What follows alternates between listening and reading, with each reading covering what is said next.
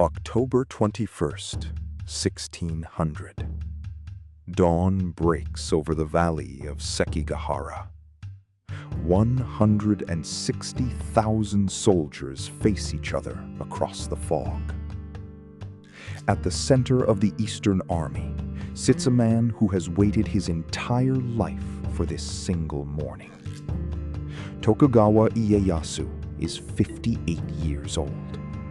He has been a prisoner, a vassal, an ally, and a regent, never quite the master of his own fate. His greatest rival, Oda Nobunaga, died 18 years ago. The brilliant Toyotomi Hideyoshi, who eclipsed him for 2 decades, has been dead for 2 years. Now, at last, only Ieyasu remains. A warlord who never charged recklessly. A man who endured humiliations that would have broken lesser spirits. Today, on this fog-drenched plain, he will collect everything that patience has earned him. But to understand what is at stake, we must travel back 60 years to a child being handed over to strangers as a human bargaining chip. Tokugawa Ieyasu was born Matsudaira Takechiyo in January 1543 in Okazaki Castle in Mikawa Province, a small domain sandwiched between 2 powerful neighbors. To the west lay the Oda clan. To the east, the vast Imagawa domain. His father, Matsudaira Hirotada, ruled a territory too weak to stand alone. When Takechiyo was just 4 years old, his parents' marriage collapsed. His mother was sent away. He would never truly know her again. But the cruelest blow came 2 years later. To secure Imagawa Yoshimoto's military protection, Hirotada agreed to send his 6-year-old son, his only heir, to live in Imagawa territory as a hostage, a child used as collateral in a warlord's bargain.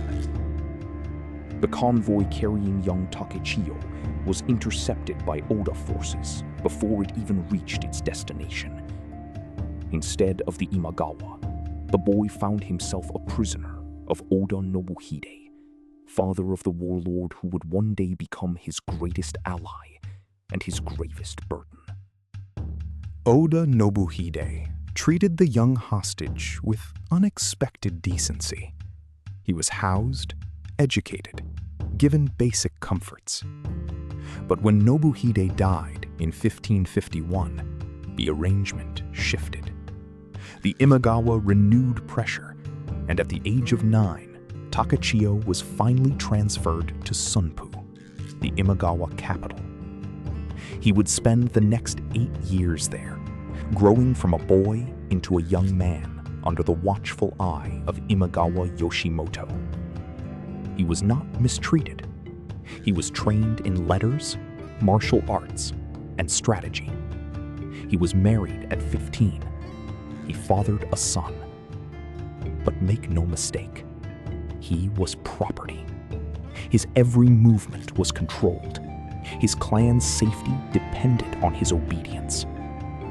Other boys his age were learning to command armies. Takechiyo was learning something different, something less celebrated, but perhaps more powerful. How to survive without power. How to watch and wait. How to keep your ambitions hidden while your captors sleep soundly. It was an education that no school could teach. Then, in May 1560, everything changed in a single afternoon. Imagawa Yoshimoto, the lord who controlled Takechiyo's fate, marched west with a massive army of over 25,000 men, intent on reaching Kyoto. He camped in a wooded gorge called Okehazama during a violent summer rainstorm. Oda Nobunaga with perhaps 2,000 warriors, launched a surprise assault directly into the camp. In the chaos of the storm, Yoshimoto was cut down. The man who had held Takechiyo captive for 8 years was dead. Ieyasu, now 19 years old, commanding Imagawa forces at a separate fort, received the news and made the most important decision of his life so far. He did not retreat to Sumpu and a new Imagawa master. He returned to Okazaki Castle, his home castle, his birthright. For the first time since he was 6 years old, Matsudaira Takechiyo, who would soon rename himself Tokugawa Ieyasu, was free. And he was ready. Freedom, however, did not mean security. Ieyasu controlled Okazaki Castle and the loyalty of the Mikawa samurai, but his domain remained small and exposed. He quickly negotiated an alliance with Oda Nobunaga, the man whose father had once held him prisoner. It was a pragmatic calculation, not a sentimental one. Nobunaga was aggressive, brilliant, and expanding rapidly. Aligning with him gave Ieyasu's Mikawa domain a powerful protector to the west. In return, Ieyasu would secure Nobunaga's eastern flank. The two men first met in 1562, and by all accounts, they were an extraordinary contrast. Nobunaga was volatile, theatrical, and impatient, prone to executing men on whims. Ieyasu was measured, methodical, and opaque. Where Nobunaga burned through problems, Ieyasu worked around them.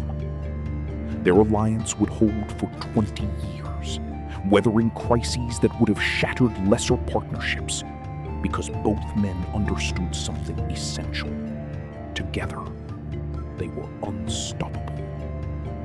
Ieyasu's first test as an independent lord did not come from a rival warlord. It came from within his own domain. The Iko-Iki were Buddhist peasant leagues allied with the Jodo Shinshu sect, and in Mikawa, they rose in revolt against samurai authority in 1563. Unlike many uprisings driven purely by poverty, this was ideological, a rejection of samurai power itself. Many of Ieyasu's own retainers were Jodo Shinshu adherents and refused to fight their fellow believers. The rebellion split his clan from within. For 3 years, Ieyasu fought a vicious, grinding civil conflict inside his own territory. The fighting was brutal and personal. Friends turned against him. Trusted generals wavered. Yet he refused to compromise on the fundamental question of authority. By 1565, the revolt was crushed. His domain was unified under his undisputed control. The experience forged something in Ieyasu, a granite-hard understanding that power is not given. It is earned, defended, and enforced, repeatedly, without sentiment. By 1572, Ieyasu had expanded his control to 6 provinces. But the greatest military threat of his career came in that winter, from the legendary Takeda Shingen. Shingen commanded the finest cavalry force in Japan and personally led an army of 25,000 men into Ieyasu's territory. At the Battle of Mikatagahara in January 1573, Ieyasu made his worst decision as a commander. Outnumbered and outmatched, he sallied out to meet Shingen in open battle rather than remaining behind his walls. The result was catastrophe. His army was shattered. Ieyasu fled the battlefield. Legend says he soiled himself in terror during the rout. he barely made it back to Hamamatsu Castle alive. That night, to confuse pursuing Takeda forces, he ordered the castle gates thrown wide open and bonfires lit. The famous empty fort strategy. Shingen, suspecting a trap, halted his pursuit. But Ieyasu drew his own portrait the following day. Haggard, defeated, frightened. To remind himself forever of what humiliation felt like. The threat of Takeda Shingen evaporated with astonishing speed. 3 months after Mikatagahara, Shingen died, likely of illness or a sniper's bullet during a siege. The greatest danger Ieyasu ever faced simply ceased to exist. It was characteristic of his career. The enemies who terrified him most had an inexplicable tendency to disappear. 2 years later, at the Battle of Nagashino in 1575, Ieyasu fought alongside Nobunaga against Shingen's son, Katsuyori. Nobunaga's revolutionary volley fire with arquebuses tore apart the Takeda cavalry that had once humiliated Ieyasu. The Takeda clan, which had pushed Ieyasu to the edge of destruction, was finished as a military power. In the years that followed, Ieyasu expanded systematically. He absorbed former Takeda territories.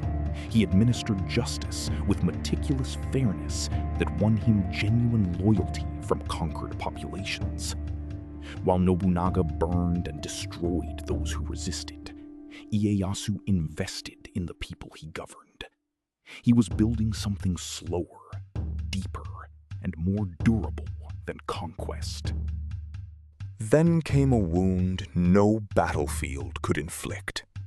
In 1579, Nobunaga accused Ieyasu's wife, Lady Tsukiyama, of colluding with the Takeda clan, a charge of treason. He also accused Ieyasu's eldest son and heir, Nobuyasu, of complicity. Nobunaga's implicit demand was unmistakable. Deal with them, or the alliance ends. Ieyasu's son was 21 years old. His wife was the mother of his children. Whether the accusations were true remains historically contested. What is not contested is what Ieyasu did. He ordered his wife executed. He commanded his son to commit seppuku. In the brutal calculus of Sengoku politics, preserving the alliance with Nobunaga and the survival of his clan outweighed everything else. There is no record of how Ieyasu felt about this. He left no lament, no poetry, no confession. He simply continued. Perhaps this silence is the most haunting thing about him. The man who endured his own childhood as a hostage had now sacrificed his family to survive. And still, he waited. June 21st, 1582. Ieyasu was in Sakai, near modern Osaka, when a messenger arrived with staggering news. Oda Nobunaga was dead.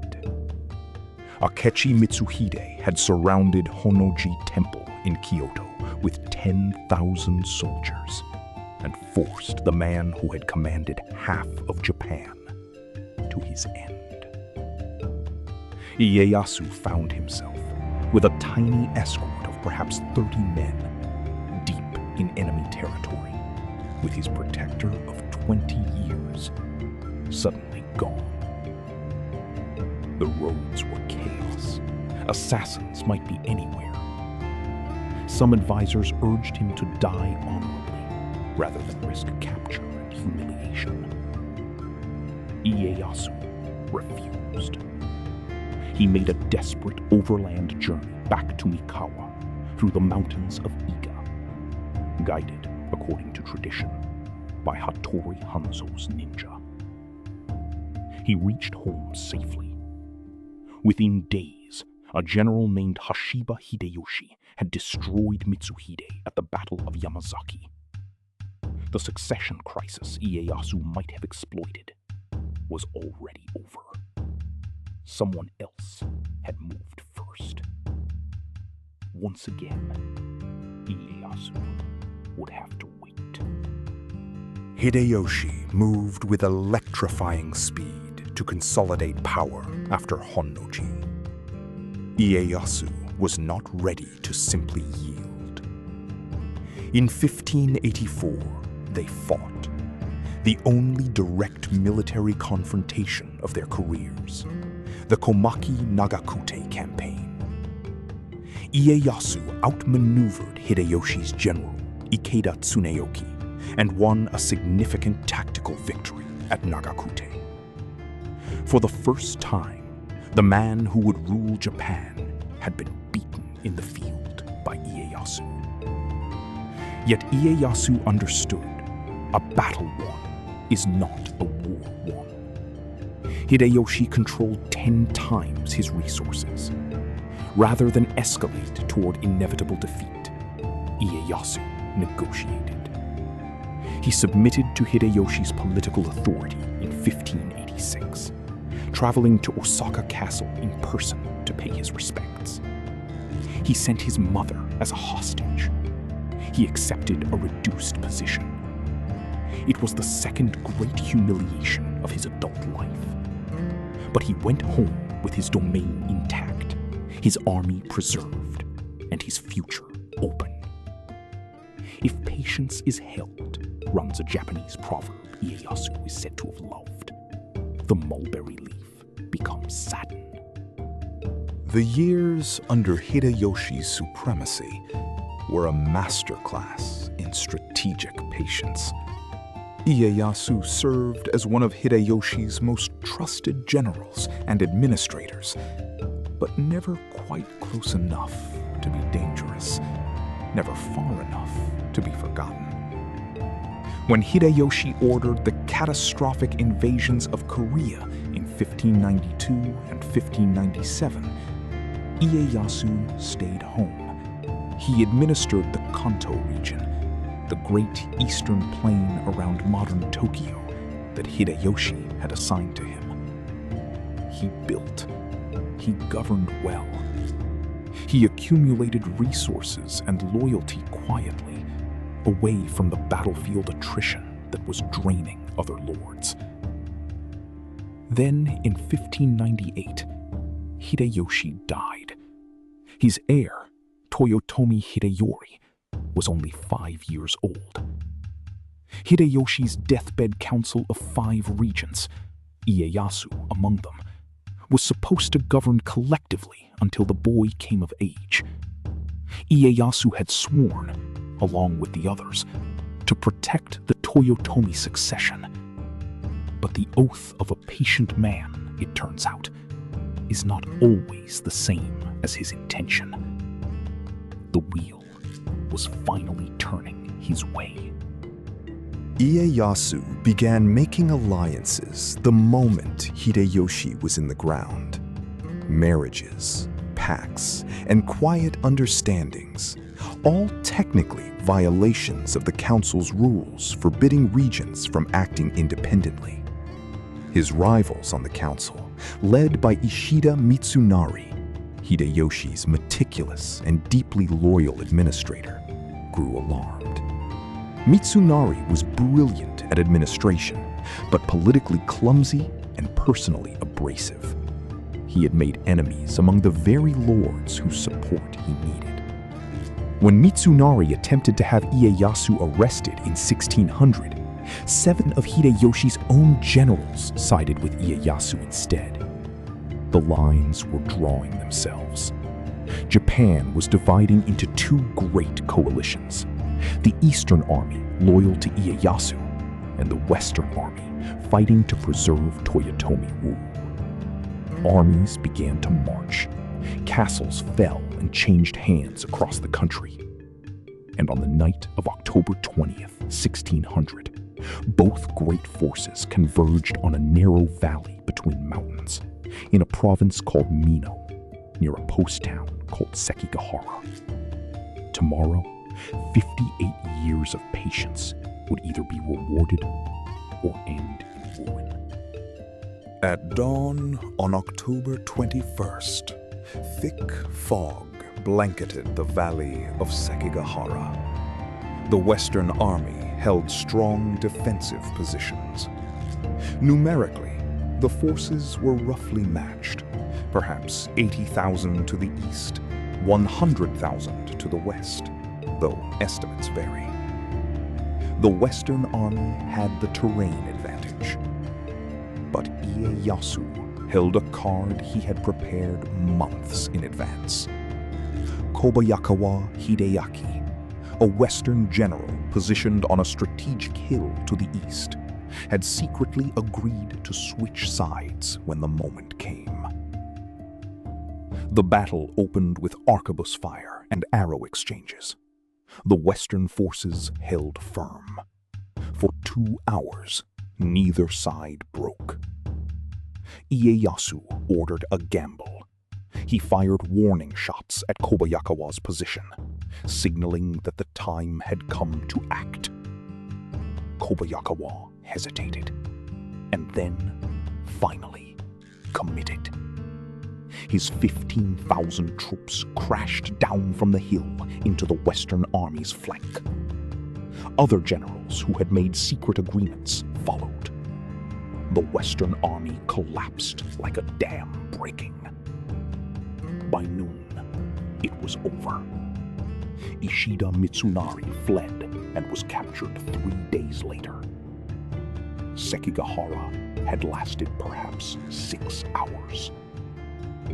58 years had come to this. The aftermath of Sekigahara was as decisive as the battle itself. Ieyasu redistributed the domains of 87 defeated lords, the greatest redistribution of land in Japanese history. Enemies were broken, exiled, or executed. Kobayakawa Hideaki, who had switched sides, was rewarded but died mysteriously within 2 years, perhaps haunted by his betrayal. Ishida Mitsunari was captured and publicly executed in Kyoto, dying with characteristic defiance. Ieyasu could have moved immediately to eliminate the Toyotomi clan entirely. He did not. Young Hideyori still lived in Osaka Castle with his mother. Ieyasu had sworn to protect him. He had also, in the cold logic that had governed his entire life, not yet achieved what he truly needed. Becoming the most powerful man in Japan was not enough. He needed to become the permanent, institutionalized ruler of Japan. And for that, he needed something that even Nobunaga and Hideyoshi had never possessed. He needed the emperor to make it official. He needed the one title that mattered above all others. He needed to become Shogun.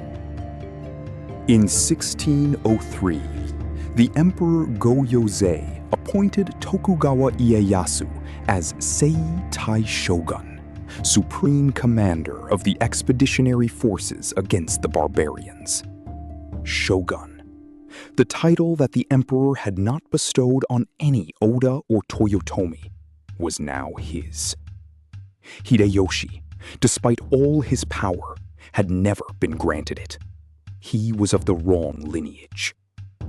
Ieyasu solved this problem by tracing his ancestry to the ancient Minamoto clan, from whom all previous shoguns had descended.